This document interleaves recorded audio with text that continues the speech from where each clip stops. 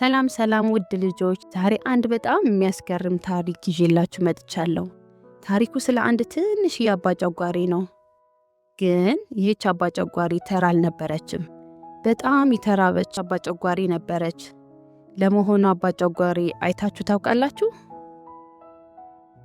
ምን አይነት ቀለም አላቸው? ጎበዞች!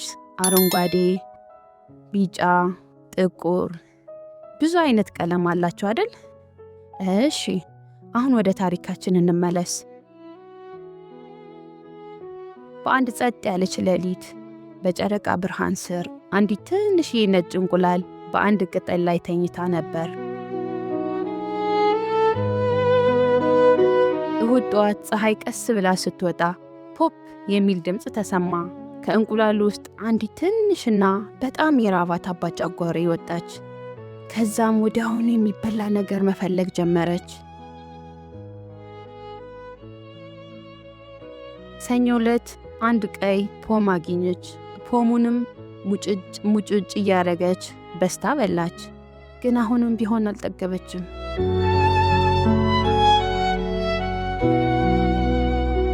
ማክሰኞ ደግሞ 2 ፒር አገኘች። እስቲ አብረን እንቁጠር። 1 2 ሁለቱንም በስታ በላቻቸው። ግን አሁንም እርቦኛል እያለች ነው። ምን ይሻላታል?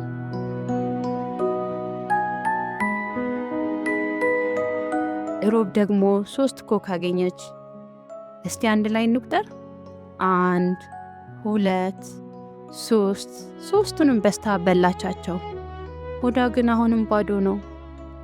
ልጆች፣ እናንተ ብትሆኑ 3 ኮክ በልታችሁ ትጠግባላችሁ? ይህች አባጨጓሪ ግን ምንም ልትጠግብ አልቻለችም።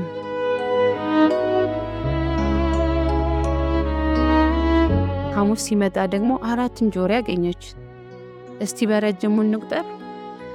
1 2 3 4 አራቱንም በስታ በላቻቸው። ግን አሁንም ርቧታል።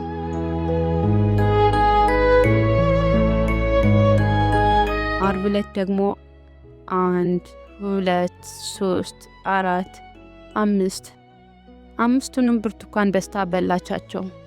ሆዷ ግን አሁንም አልሞላም።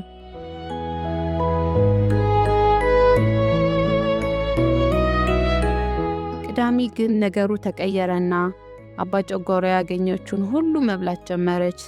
ዝግጁ ናችሁ ልጆች? ስሟትማ።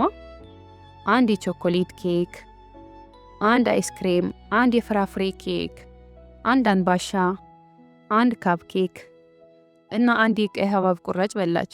ከዛም በዛ ቀን ማታ ምን እንደተፈጠረ ታውቃላችሁ? ሆዷን በጣም አመማት። ወይኔ ጉዴ፣ ሆዴን አመመኝ እያለች አለቀሰች።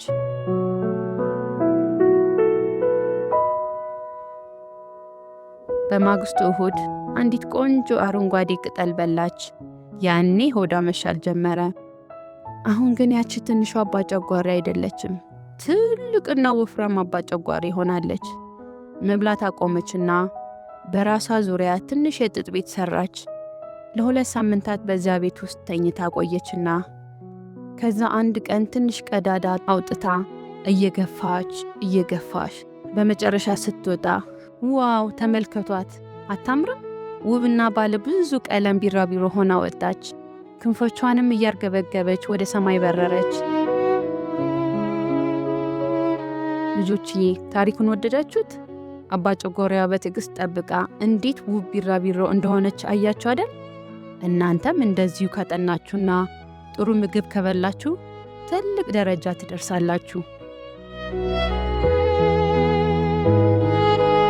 ቪዲዮውን ከወደዳችሁት ለጓደኞቻችሁ አጋሩ። ሼር እና ሰብስክራይብ ማድረጋችሁ እንዳትረሱ።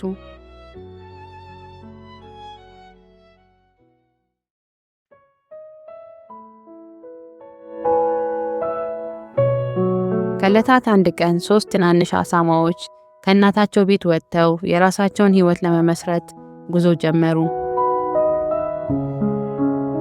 እያንዳንዳቸው የራሳቸው ቤት ለመስራት ወሰኑ። አንደኛው አሳማ ስራ ብዙ አይወድም ነበር። ስለዚህ ቤቱን በፍጥነት ለመጨረስ ሲል ከገለባ ሰራው። ከዛም አሁን ጨረስኩኝ ልጫወት ብሎ መዝለል ጀመረ። ሁለተኛው አሳማ ደግሞ ከአንደኛው አሳማ ትንሽ ጠንከር ያለ ቤት መስራት ፈለገ። ነገር ግን እሱም ቢሆን በጣም ስለቸኮለ ቤቱን ከእንጨት ሰራ። ከዛም እንዲህ አለ፣ የኔ ቤት ከገለባ ይሻላል ብሎ ደስ ብሎት መጫወትና መዝለል ጀመረ። ሶስተኛው አሳማ ግን በጣም ብልህና ታታሪ ነበር። አንድ ቀን ክፉ ተኩላ ሊመጣ ይችላል ብሎ በማሰብ ቤቱን ከጡብና ከሲሚንቶ በደንብ አጠንክሮ ሰራ። ወንድሞቹም ለምን እንዲህ ትለፋለህ ብሎ ቢሳለቁበትም እሱ ግን እነሱን ሳይሰማ ቤቱን በሚገባ አጠናቀቀ። አንድ ቀን ክፉ ተኩላው መጣና መጀመሪያ ገለባ ቤት የሰራውን አሳማ ጋር ሄዶ እንዲከፍትለት ያንኳኳል። አሳማው እምቢ ሲለው እፍ ብዬ ቤቱን አፈርሰዋለሁ አለ። ከዛም እፍ ሲል የገለባውን ቤት ፈረሰ።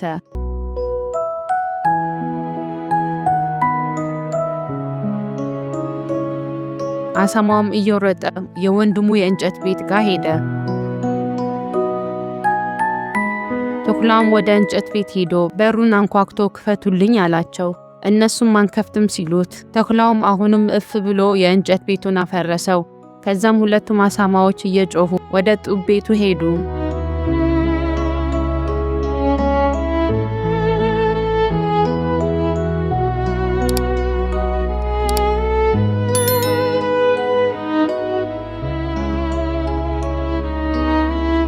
ተኩላውም ከጡብ የተሰራው ቤት ጋር ሄዶ በሙሉ ኃይሉ ቤቱን ለማፍረስ ቢሞክርም ቤቱ ጠንካራ ስለነበር ሊያፈርሰው አልቻለም። ከዛም በጣም ተበሳጨና ወደ ጣሪያው ወጥቶ በጭስ መውጫው በኩል ወደ ቤቱ ውስጥ ለመግባት ሲሞክር የቤቱ ማሞቂያ ላይ ወደቀ። ማሞቂያውም እሳት ስለነበረው ይቃጠላል። በመጨረሻም ሰውነቱ በእሳት ቆስሎ ወደ ጫካው ፈረጠጠ። ከዛም ሶስቱም አሳማዎች በደስታና በሰላም መኖር ጀመሩ። ደስተኛዋ ቀጭኔ። ከዕለታት አንድ ቀን አንድ ቲና የምትባል ቀጭኔ ነበረች። አንገቷና እግሮቿ በጣም ረጃጅምና ቀጭን ናቸው። ትራመድም እየተወላገደች ስለምትሄድ ሁሉም እንስሳት ይስቁባት ነበር። ስሚማ ቲና፣ ስትራመጂ እኮ ጫካውን ሙሉ ነው የሚንቀጠቀጠው እያሉ ያሾፉባታል። ቲናም በጣም ታዝናለች። ለምንድነው ሁሉም የሚያሾፉብኝ ብላ አሰበች። አንድ ቀን በጫካው ውስጥ ትልቅ የዳንስ ድግስ ተደገሰ። እነ ዝሆን፣ እነ ዝንጀሮ፣ እነ አንበሳ፣ እነ ጥንቸልና ወፎች ሁሉም አንድ ላይ እየደነሱ ነበር። ቲናም ድግሱን ተቀላቀለችና መደነስ ጀመረች። እየተወላገደች እየጨፈረች ስለነበር ትወድቃለች። እናም እዛ የነበሩ ሁሉም እንስሳት ይስቁባታል። ቲናም በጣም አፈረችና እየሮጠች ከድግሱ ወጥታ ማልቀስ ጀመረች።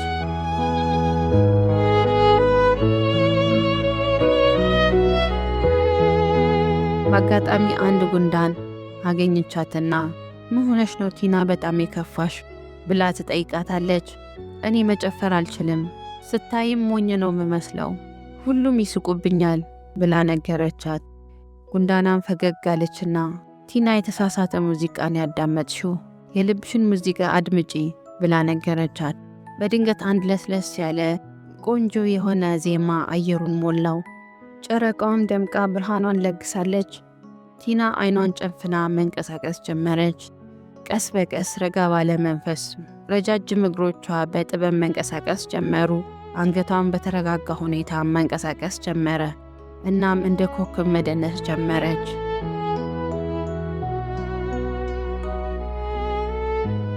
ሁሉም እንስሶቹም በቲና ዳንስ መደመም ጀመሩ። ቲናም በጣም ተደሰተች። ቲና ቁመናዬና አፈጣጠሬ ልዩ ያደርገኛል እንጂ አያሳፍረኝም ብላ ራሷን አምና ተቀበለች። የቲናን ታሪክ የሚያስተምረን ውስጣዊ ደስታና ሰላም ስናገኝ በዙሪያችን ላለው ዓለም ሁሉ ብርሃንና ደስታ እናመጣለን። ባለቀይ ኮፍያዋ ልጅ። ከዕለታት አንድ ቀን በአንድ ትንሽ መንደር ውስጥ የምትኖር በጣም ተወዳጅ የሆነች ትንሽ ልጅ ነበረች። አያቷ ቀይ ቀለም ያለው ኮፍያ ሰርታላት ስለነበር ሁልጊዜ እሱን አድርጋ ትዞራለች። በዚህም ምክንያት ሁሉም ሰው ባለቀይ ኮፍያ እያለ ይጠራታል። አንድ ቀን እናቷ ጠራቻትና ልጄ ሆይ አያትሽ ስለታመመች ይህንን ዳቦና ቅቤ ወስደሽ ስጫት፣ ነገር ግን ጥንቃቄ አድርጊ፣ ከመንገዱ ፈቀቅ እንዳትይ፣ ደግሞም የማታውቂው ሰው እንዳታወሪ ብላ መከረቻት። ባለቀይ ኮፍያዋም እሺ እናቴ ብላ ጉዞዋን ወደ ጫካው መሃል ወደሚገኘው የአያቷ ቤት ጀመረች። በጫካው ውስጥ እየተጓዘች እያለ አንድ ግዙፍ ተኩላ ያያታል። ተኩላውም ሊበላት ቢፈልግም በአቅራቢያው እንጨት ቆራጮች ስለነበሩ ይፈራል። ይልቅኑስ በብልሃት ሊያጠምዳት አሰበ። እንደምን አደርሽ ባለቀይ ኮፍያ፣ ወዴት እየሄድሽ ነው? ልጅቷም የእናቷን ምክር ዘንግታ ደህና ነኝ፣ የታመመችውን አያቴን ለመጠየቅ ዳቦና ቅቤ ይዤላት እየሄድኩ ነው አለችው። ተኩላውም እንዴት ያልሽ ደግ ልጅ ነሽ፣ እስኪ እነዚህን ቆንጆ አበቦች ተመልከቻቸው፣ ለአያትሽ ጥቂት ለቅመሽ ብትወስጅላት ይበልጥ ደስ ይላታል አይመስልሽም? ይላታል። ልጅቷን በተኩላው ሐሳብ ተስማምታ አበቦቹን ለመልቀም ከመንገዱ ወጥታ ወደ ጫካው ገባች። ተኩላው ግን በዚህ መሃል እየሮጠ ወደ አያቷ ቤት ሄደ። አያቷን ቤት እንደደረሰ አንኳኳ። አያትየው ማን ነው ስትል ተኩላው ድምፁን ቀይሮ ባለቀይ ኮፍያ ነኝ አላት። እሷም በሩን ከፍታ ስታየው ደነገጠች። ተኩላውም አያትየውን ቁምሳጥን ውስጥ አስገብቶ ዘጋባት።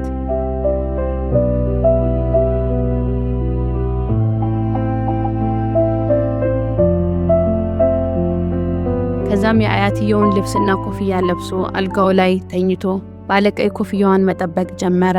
ባለቀይ ኮፍያዋም አበቦቹን ሰብስባ አያቷ ቤት ደረሰች። ወደ አልጋውም ስትጠጋ አያቷ የሆነ የተለየ ነገር እንዳላት አስተዋለች። አያቴ ጆሮሽ ለምንድነው እንዲህ ግዙፍ የሆነው? ተኩላውም በደንብ እንድሰማሽ ነው የኔ ልጅ ብሎ መለሰላት። ባለቀይ ኮፍያውም አያቴ አይኖችሽ ለምንድነው እንዲህ ትልቅ የሆኑ ብላ በድጋሚ ጠየቀቻት። ተኩላውም በደንብ እንዳይሽ ነው የኔ ቆንጆ ብሎ መለሰላት። ባለቀይ ኮፍያውም አያቴ እጆችሽ ለምንድነው እንዲህ የተለወጡ? ተኩላውም በደንብ አቅፌ እንዲይዝሽ ነው ብሎ መለሰላት። ባለቀይ ኮፍያውም አያቴ ጥርሶች ለምንድነው እንደዚህ አስፈሪና ትልቅ የሆኑ? ተኩላውም በደንብ እንድበላሽ ነው ብሎ ዘሎ ሊይዛት ሲል ባለቀይ ኮፍያዋ እየጮኸች ሮጠች። በዚህን ጊዜ በአቅራቢያው የነበረ አንድ እንጨት ቆራጭ ጮሆታን ሰምቶ ወደ ቤቱ መጥቶ ልጅቷንና አያቷን ያድናቸዋል። ባለቀይ ኮፍያዋም በዚህ ቀን ትልቅ ትምህርት አገኘች። ከዛ ቀን በኋላ የማታቆም ሰው ላለመነጋገርና ከእናቷ መንገድ ላለመውጣት ቃል ገባች። ሽማግሌው ነብርና ዝንጀሮ።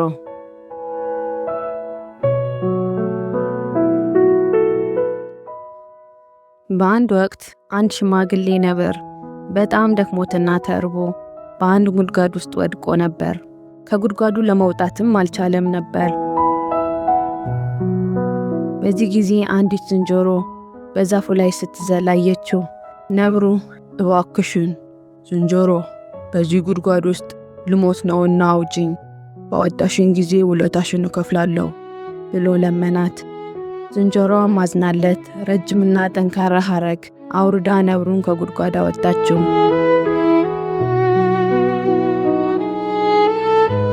ነብሩ ከጉድጓዱ እንደወጣ ግን እንዲህ ይላታል፣ በጣም ተርቤያለሁ፣ ውለታሽን የምከፍለው አንቺን በልቼ ረሃቤን ስታስታግሺ ነው አላት።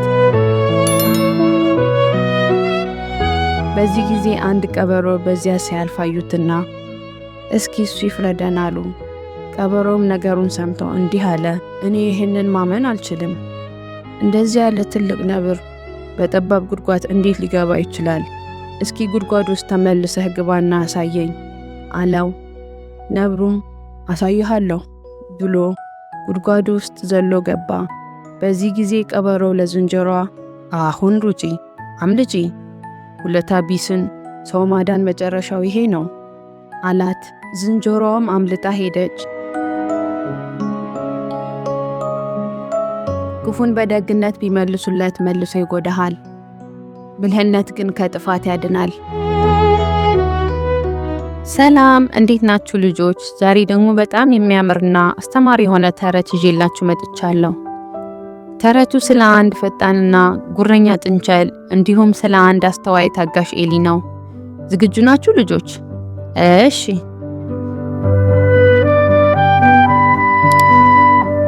ከዕለታት አንድ ቀን በአንድ ለምለም ጫካ ውስጥ እጅግ በጣም ፈጣን የሆነ ጥንቸል ይኖር ነበር። ጥንቸሉ ፍጥነቱ አስተማማኝ ቢሆንም በጣም ኩሩና ትዕቢተኛ ነበር።